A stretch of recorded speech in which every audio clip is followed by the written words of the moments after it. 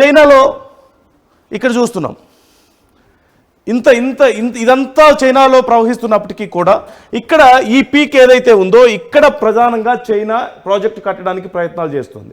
ఇక్కడి నుంచి కిందకు దిగితే భారత్లోకి ప్రవహిస్తుంది బ్రహ్మపుత్ర నది. ఇక్కడి నుంచి అస్సాం, అరుణాచల్ ప్రదేశ్ ఈ రెండు ప్రాంతాలను తాకుతూ వచ్చి ఆ తర్వాత బంగ్లాదేశ్లోకి వెళ్తుంది. సో ఒక్క ప్రాజెక్టు ద్వారా రెండు దేశాలను చైనా భయపెట్టబోతుందా అనేదే ఇక్కడ కీలకమైన అంశం. ముఖ్యంగా ఒకవేళ కనుక ఇక్కడ ప్రాజెక్టు కడితే ఇక్కడ రేపు ఏదైనా సమస్య వస్తే, భారత్తో సమస్య వస్తే, బంగ్లాదేశ్తో సమస్య వస్తే ఈ రెండు ప్రాంతాల గుండా ప్రవహించే నదిని చైనా తన గుప్పెట్లో పెట్టుకోవడం ద్వారా అవసరమైతే ఈ రెండు దేశాలని భయపెట్టాలని ప్లాన్ చేస్తుందా?